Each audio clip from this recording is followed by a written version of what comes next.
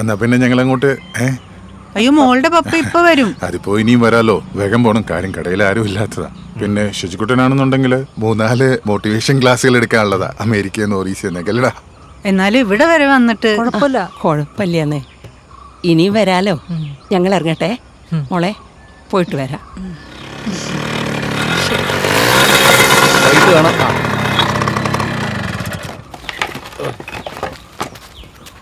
Okay ശരി. ഞാൻ വന്നല്ലോ. അച്ഛനായിരിക്കുമല്ലേ? അതെ, സജുവിനെ കാണാൻ വരുന്നു പറഞ്ഞില്ലേ, അവരാണ്. ഞാൻ സജിതയുടെ അച്ഛനാണ്. പേര് രാഹുൽ. രാഹുലോ? തൊഴുത്തിൽ രാഹുലൻ നായർ.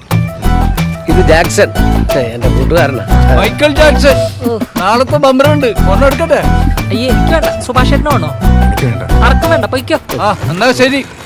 ഞാനൊരു അത്യാവശ്യമായിട്ട് ഒരു ഇൻവെസ്റ്റ്മെന്റ് പ്ലാനുമായിട്ട് ഇറങ്ങിയതാണ്. സൂക്ഷിച്ചും കണ്ടു എടുത്തില്ലെങ്കിൽ മൊത്തത്തിൽ അടിച്ചു പോവേ. ശരിയല്ലേ? അല്ലേ മോളെ? എല്ലാവർക്കും ഇഷ്ടമായി? എല്ലാവർക്കും ഇഷ്ടമായി. മംഗളം വന്നു, എല്ലാം ശരിയായി. മംഗളോ? അതാരാ? മംഗളം ലോട്ടറി. ലോട്ടറി. ഞങ്ങളെന്നാ പോയിട്ട് വരാം. ശരി. നീ ആ കൊച്ചിനോട് പോയിട്ട് എന്തെങ്കിലും പറഞ്ഞിട്ടോ? ഓ പോയിട്ടോ പോയിട്ട്.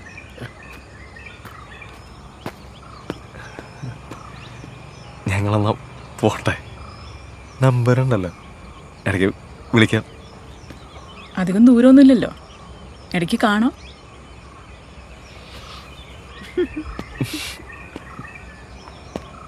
സാറേ, ഞാൻ പറഞ്ഞില്ലേ, ഇതാ നമ്മുടെ ആള്. Johnny. Shiju. All the best. പോവാം.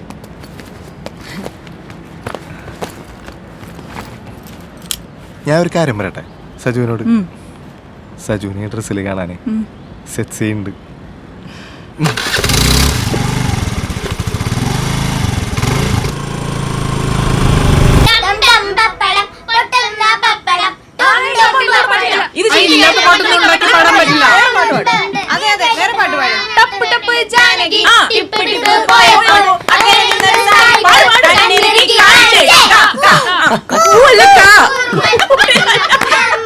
നീ കൊച്ചിനെ നോക്കിയേ. ഈ വീട്ടില് കാലങ്ങളായിട്ടുള്ള ഒരാളെ പോലെ തന്നെ തോന്നുന്നുണ്ട്. അത് ശരിയാ, നമ്മുടെ ശിശുക്കൂട്ടിന് പറ്റിയ മോള് അല്ലേ?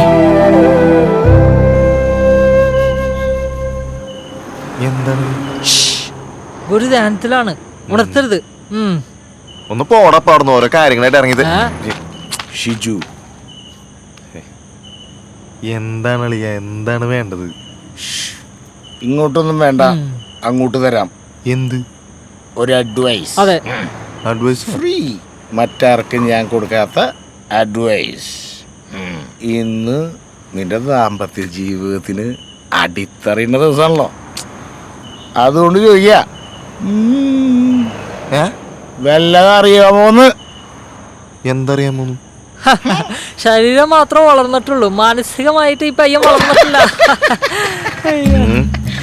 ഒരേ ഷിജു, ചില പഴയ സിനിമയിൽ കാണുന്ന പോലെ കഥയും കുറ്റിയിട്ടിരുന്നത് നീയും ഭാര്യയും മൂത്തറും നോക്കിയിരുന്ന ആവില്ല.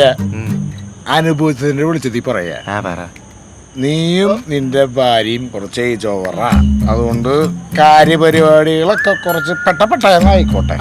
ഒന്ന് പോയാലേ ഓരോ വൃത്തികേട് പറഞ്ഞു. ഇതാണ് ഈ മലയാളികളുടെ കുഴപ്പം. ഒരു കുട്ടി ഉണ്ടാകുന്നത് നല്ല കാര്യം, അതുപോലെ കുട്ടി എങ്ങനെ ഉണ്ടാകുന്നു എന്ന് പറയുന്നത് എങ്ങനെ വൃത്തികേടാകും. സദാചാരം, സദാചാരം. ഷിജു, നിന്റെ അളിയനെ വിളിക്കണ എവിടാ? ഗുരുഭക്തിയുടെ കാര്യത്തിൽ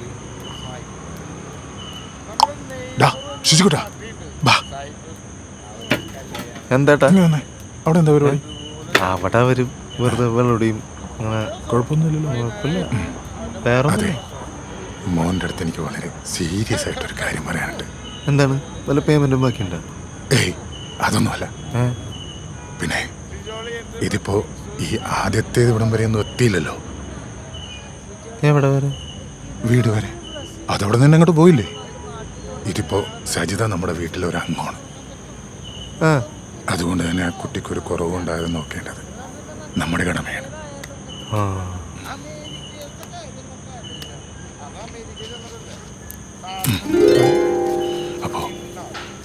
അതുകൊണ്ട് ചോദിക്കുക, നിനക്ക് ഈ ശാരീരികമായിട്ടുള്ള അതിനെ കുറിച്ചൊക്കെ വല്ല അറിവുണ്ട്? നിങ്ങൾക്ക് എന്തിന്റെ കലാണിത്?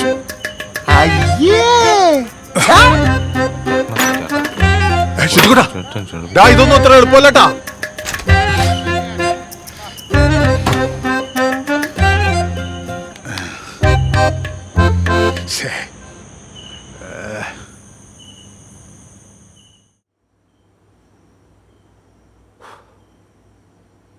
Shiju, you can do it. ഇന്നു നിന്റെ ദിനമാണ്. The D-Day. ഷിജു, നീ ഹൃദയത്തുടിപ്പുകൾ കേൾക്കുന്നില്ലേ ഷിജു? കേൾക്കുന്നില്ലേ? നിന്റെ ഉള്ളിലെ കാമുകനെ നീ കാണുന്നില്ലേ? കാണുന്നില്ലേ ഷിജു? നിന്റെ ശരീരം ഒരു അഗ്നിപർവ്വതമാണ്. പ്രണയം പൊട്ടിത്തെറിക്കാൻ പൂക്കഞ്ഞു നിൽക്കുന്ന അഗ്നിപർവ്വതം.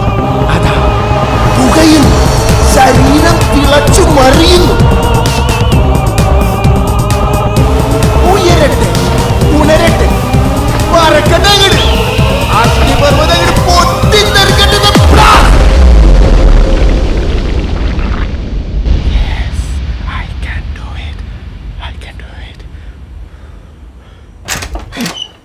ഇതെന്താ ഇത്?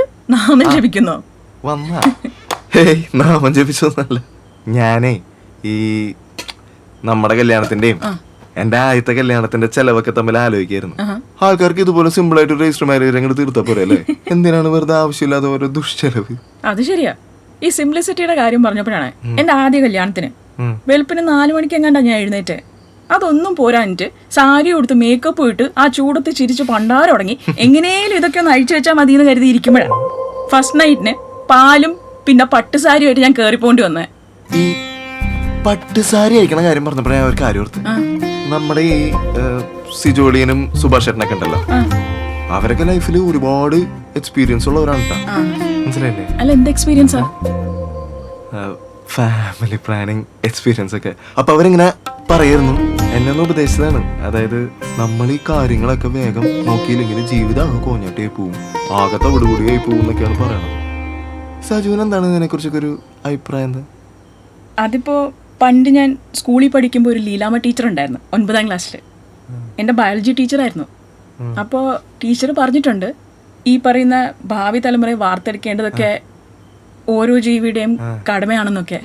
ലീലാമ്മ ടീച്ചർക്ക് വിവരമുണ്ട്. അതാണ് കടമകളപ്പോ നിറവേറ്റപ്പെടണ്ടല്ലേ? അല്ല, അത് നിറവേറ്റണം.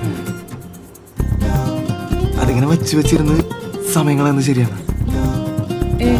അല്ല,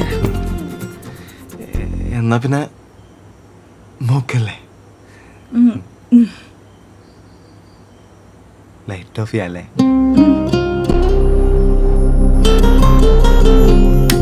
മാരേജ് പ്രാങ്ക് പാർട്ട് 2. പാർട്ട് 2 ഷീജോളിന്റെ ആദ്യത്തെ കെട്ടൻ ഒരു പ്രാങ്ക് അല്ലായിരുന്നടാ.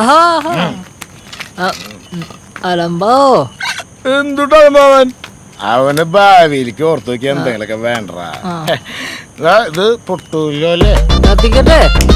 കഴിഞ്ഞ വിഷുവിന് വാങ്ങിയതാണ്. പൊട്ടോന്ന് എനിക്ക് ഉറപ്പില്ല കേട്ടോ. അയ്യോ തീ, അയ്യോ അയ്യോ അയ്യോ,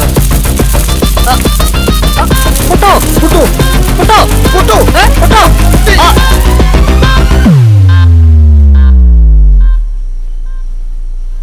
ചീറ്റി.